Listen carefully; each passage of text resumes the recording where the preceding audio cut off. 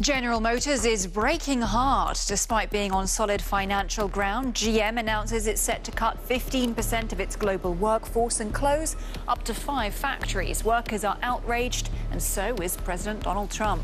Also coming up, a year after Bitcoin was promising the sky's the limit, the cryptocurrency has led all the sector to plumb new depths. This is your business update. I'm Helena Humphrey in Berlin. Glad you could join me.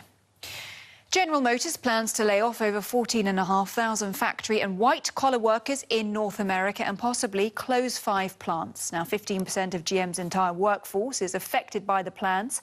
The car maker owns iconic brands like Chevrolet and Cadillac, but says it now wants to focus more on autonomous and electric vehicles. And the move has sparked anger from Washington.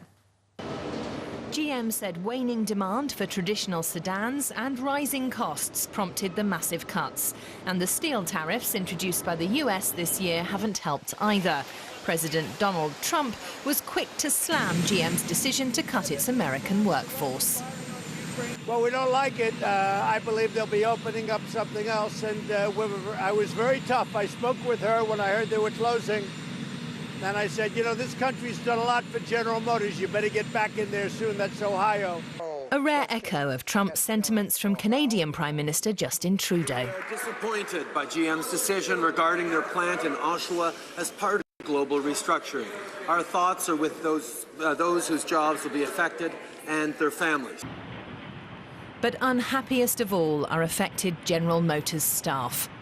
I've been here 28 years. I've been through a closure in Scarborough. I've been through a closure in London. I moved my family twice for this company. And they do this to me. It's terrible. The 5 GM plants will halt production next year, laying off 3,300 production workers in the US and about 3,000 in Canada. The company also plans to trim its white-collar staff by 8,000. And with me in the studio now is Stephen Beardsley from DW Business. Good to see you, Stephen. Explain to us a little bit more about what is behind this decision. Right. So, Helen, I think what's important to say here is that these plants are going to be idle. They're not going to be shut down completely, that they're going to be further union talks that could actually see some of these production lines continue. That's not uncommon to see that happen. I think there are really 3 factors you want to look at behind this. One is customer demands. They're changing. People want fewer passenger cars. That's just the way it is in the U.S. They want trucks, they want SUVs. Gas prices are low. They're not interested in passenger cars. Second is that car companies are preparing for the future. They're looking at autonomous. They're looking at electric mobility.